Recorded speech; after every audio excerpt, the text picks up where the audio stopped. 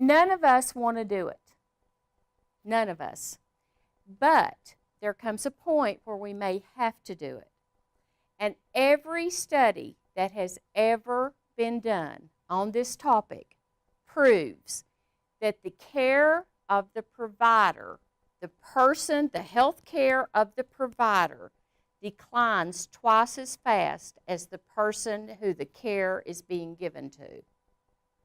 So if you have a 90-year-old wife trying to take care of a 90-year-old husband, lifting, tugging, Alzheimer's maybe, getting up all times of the night and day, trying to leave, etc., you will find that both of them start declining rapidly.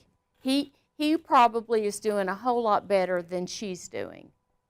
And at some point when they make that decision, that is a hard, hard, hard decision. And if you're one of their friends, don't say you promised them you'd never do that.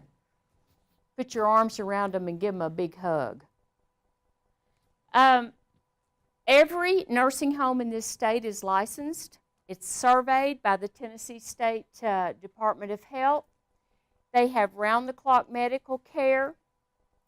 Some facilities offer skilled services. There are a few facilities that don't offer any skilled services. They only do intermediate care.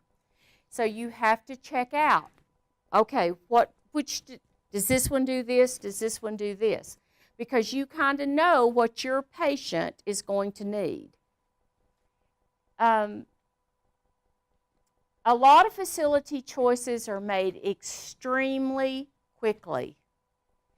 Let's face it, Jim's going to talk about the extra bucket list, I think, this afternoon. I'll bet you $500 on the bucket list. And I should ask Jim before I said this, because I may have to pay up. I may have to pay up. But go pick your nursing home. Now, my daughter tells me all the time, she said, Mama, we've done got your nursing home picked out. And I said, well, let me tell you something, darling. And she said, what? And I said, they're going to call you after the first week and say, we will send you a check every month if you'll come and get this loudmouth woman. And some of you are laughing because you're going to be right there with me, aren't you? But normally we don't know. We don't even want to think about that. That is not going to happen to us. That is not going to be where we put our family member. And then a doctor looks across the desk at you and says, I can't help your mom right now. She's got to go to a nursing home.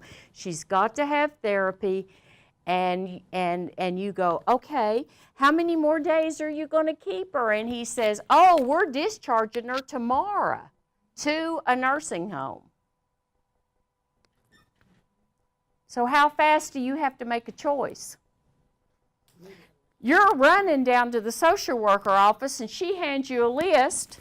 I think in Washington County there might be 15 nursing homes, and I'm thinking off the top of my head, I'm not sure anymore. So they hand you a list and say, here's your choices. And you say, well, which one's the best? Well, it just depends on what you're looking for. And they can't make the decision for you. And they're not supposed to recommend anybody either. Now you got about 8 hours, right? If you're lucky. You've been there, haven't you?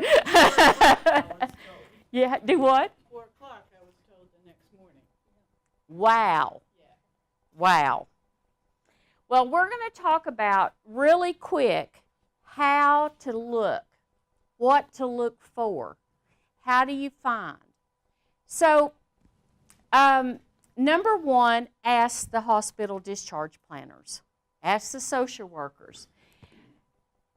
If your family physician, now, please do, I know that the family physician is probably not the person who just told you this, because that's not who takes care of you in the hospital anymore. We have hospitalists that take care of us. But ask your family physician, do you have a nursing home you're associated with that you go to, that you would recommend?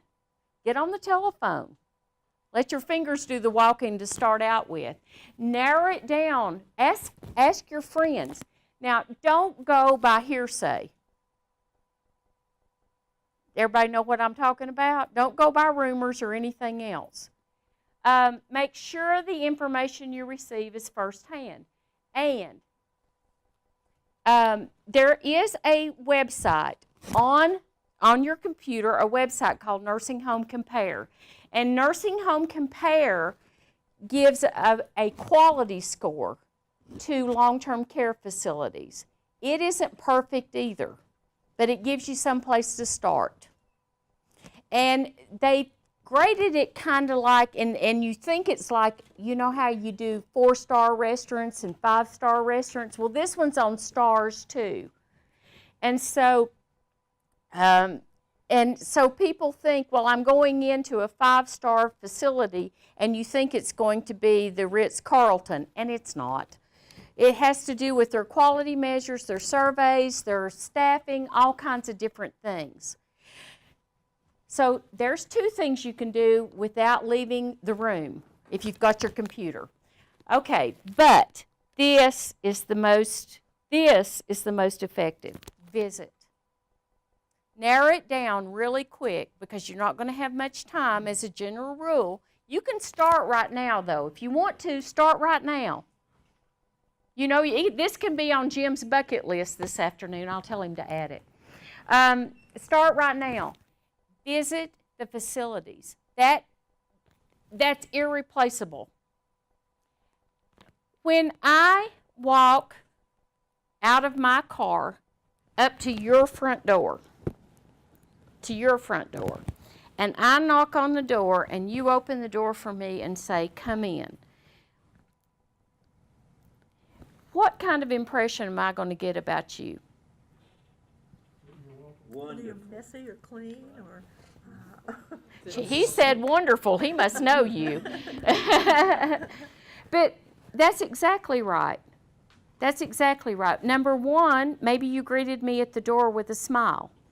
And you said, Linda, I'm glad to see you. Come in here. Your house might be messy, but will I care if you set me down and say, I've got fresh pie made and a cup of coffee? Look at me. You know that the answer is no, she won't care what it looks like. I don't care what it looks like. In a nursing home, that's not so true, though, is it?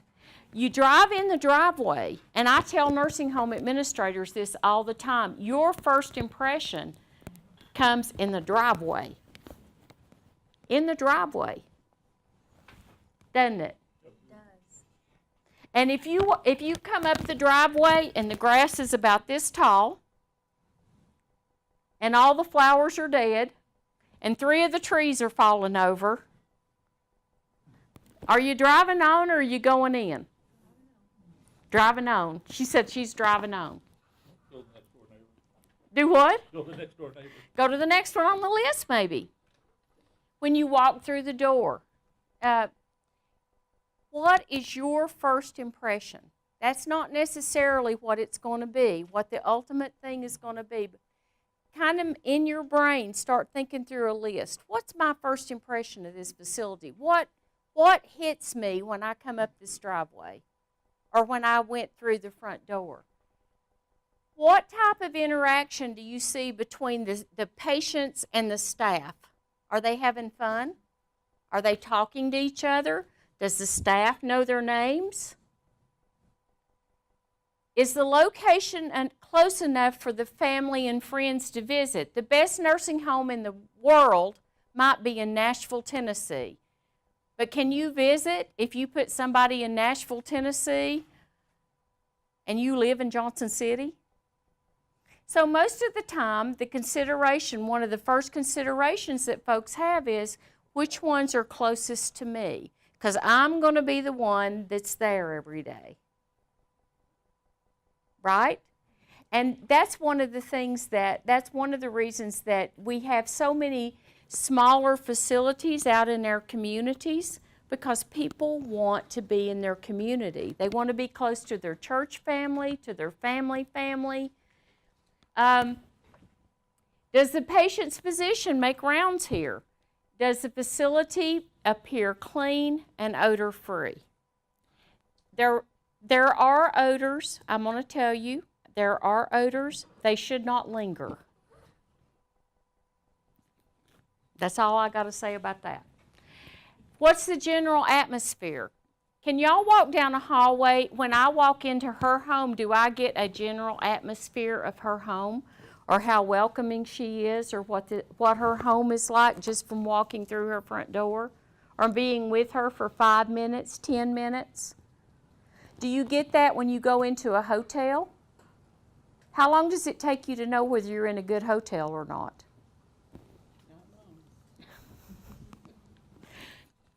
If you're like me, 1 trip to the bathroom. Is that about right? If that bathroom's clean and that bed's clean, I can about put up with anything else. But if it's not clean, I just got an impression of the hotel, didn't I? Same thing with the nursing home. Did the staff members know the patients? Are the call lights being answered? Are the call lights going off everywhere and everybody's scrambling and nobody's turning off call lights? Visiting hours, are they convenient for you? Most people have 24-hour-a-day visiting hours now. The weekly menu appear to be appetizing. There's a weekly menu posted somewhere. If possible, look at a patient tray. Even eat at the facility if they would allow you to eat at the facility. Buy a tray and eat it. Let's see what it tastes like.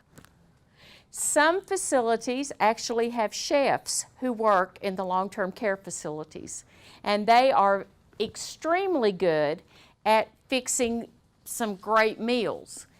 Some facilities up here, and I know this for a fact, have good old country cooks in their kitchen.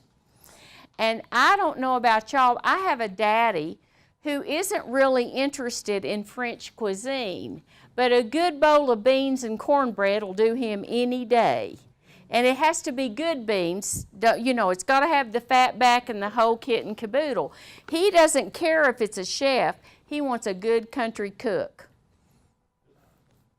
He's shaking his head yes. He's agreeing. The amen corner's right here. Look at your activity calendar. There is an activity calendar posted. Does that look like some things that your family member would enjoy doing or that you would enjoy doing? Are there any outside trips scheduled? Do the activities happen at different times of the day? Are the residents neat and clean? Do they appear happy? Remember our little video this morning? If they're dancing down the hallways, guys, put them in that day, that minute.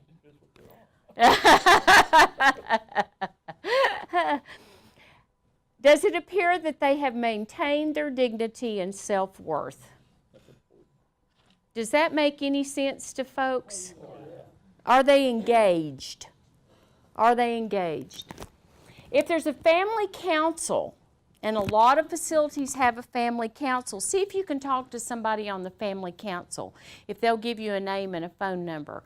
Those people have been there for a while. They have family members in there, and they'll tell you what the pitfalls are. And trust me, ain't no place perfect. No place is like home. We are in Oz. Dorothy, there's no place like home. What services are not included in the daily rate? Does the facility accept Medicaid, Medicare, private insurance, or Medicare Advantage? Lots of folks have Medicare Advantage plans now, and it means that they have a private insurance that's paying for their long-term care services. And instead of that traditional Medicare, they have to go through their insurance company to get their Medicare services. And some facilities do not have contracts with the one they have. So you've got to find that out.